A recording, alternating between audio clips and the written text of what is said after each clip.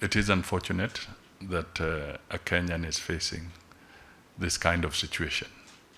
It's not a pleasant situation, and the Ministry of Foreign Affairs, and in particular my PS, has been trying to converse with his counterpart in Vietnam to see if there can be some mitigation in this process. So that is one thing, and we hope that there can be some success so that there is no summary execution as we go ahead. But there are issues that we must also deal with. The issue of drug trafficking, and we are not trying to say she's guilty or not guilty other than what we have as a record from the judicial process in Vietnam. So ours is not about a judgment, but working on that basis. If we want to also send a clear message as a country, we need to be careful that Kenyans who are stepping out into the diaspora do not fall into the trap of engaging in any illegal activities. It's absolutely important that this is taken. We want responsible Kenyans at home, and we equally want responsible Kenyans in the diaspora, in whatever country you are in. We have been at the forefront in promoting bilateral labor agreements, trade, also focusing on responsible mobility of labor and so forth. We've been talking to these things. And one of the things I've been emphasizing is that please, the young Kenyans that are going out, remember that the moment you board a plane and the wheels have lifted, when you land in whatever country you're going into, the laws that apply are not Kenyan laws. They are the laws of that respective country. So please respect the law. Vietnam has got its own judicial processes, and we want to make it clear that we do not want to market Kenya as a conduit for illicit trade, whether drugs or human trafficking or any other contraband or even illicit firearms. We have to be very clear to this, and we have to be collective and understanding on this matter. All lives matter, and all we can say at this stage is that we hope we can find a solution to this. But please convey this message, help us to really speak to our young people, because we have a demographic challenge.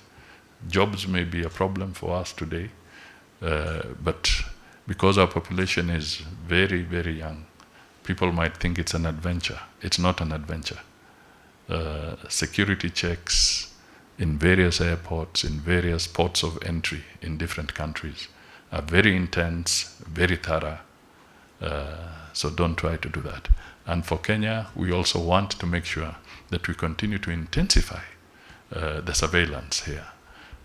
I can tell you there are so many also incidents where we have nabbed narcotics at our ports of entry. So it's not as bad as that, but once in a while, it's possible that there could be slippage. So we hope that with this, because we don't really know whether she was conveying this directly from here or from another station. There are even very simple messages that come across, travel tips that don't lose sight of your bag. They ask you a very simple question: who packed your bag? So if you're traveling and you're allowing somebody else to pack your bag, how sure are you that the person packing your bag is Jesus? It should be the other way around. Sorry, we're a bit late. I was trying to reorganize myself with Parliament. Let's complain together about Parliament. Good morning, Patsy.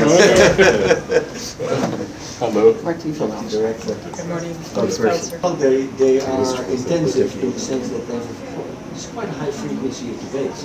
Come back to the Netherlands with the kind of confident attitude, quite a number of people like Jerome. Have you did some work?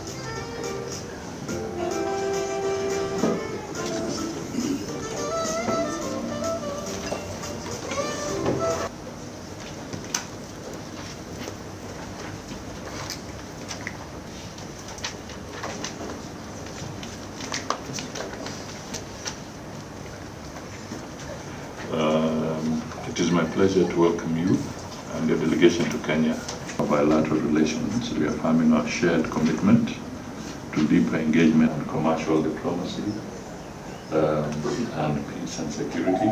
Your Excellency, the ongoing visits by Their Majesties the King and the Queen, further the signing of key memoranda of understanding yesterday, our partnership with tangible benefits for our people, an important platform to reflect on our shared achievements, address, and our engagement must adapt to the changing geopolitical and economic landscape.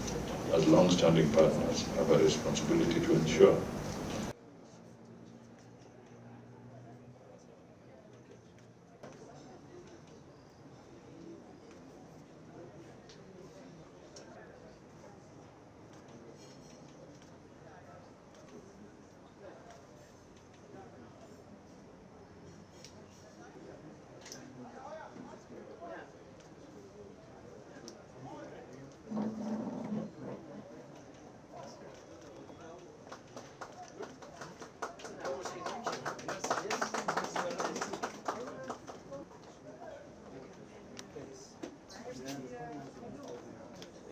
Your country is full of opportunity, driven by a dynamic young population that has the potential to play a transformative role in shaping Kenya's and Africa's growth in the years to come.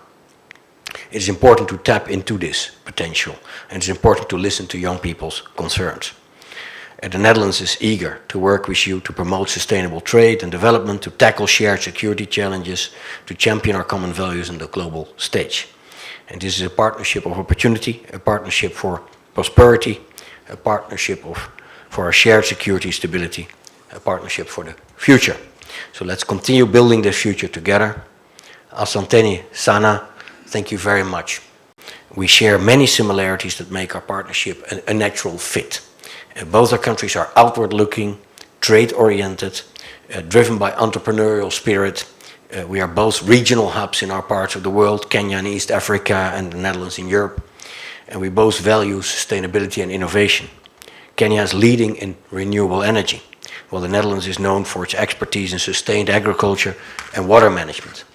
And we both believe in multilateral cooperation, the rules-based international order, as my colleague already mentioned, respect for international law. And we actively contribute to peacekeeping, conflict resolution, having a strong voice on issues like climate change and human rights. And this natural fit creates a strong foundation for our people, our businesses and our governments to connect, to cooperate and to grow together. So yes, I'm confident that on this solid base, our ties will grow stronger over the next years. But secondly, we need to deepen our relations. The world is changing rapidly. Global power shifts, rising geopolitical tensions make partnerships with stable, forward-looking countries like Kenya more important than ever. And as new powers increase their influence, it is vital that we stand together with partners who share our commitment to stability, sustainability, and the rules-based international order. And this state visit is more than a confirmation of our long-standing friendship. It is a joint commitment to deepen and elevate our partnership for the benefit of both countries. Kenya is a country that believes in the rule of law. And we have institutions. We have the IPOA, Independent Police Oversight Authority, which is headed by a good legal mind, Isaac Hassan.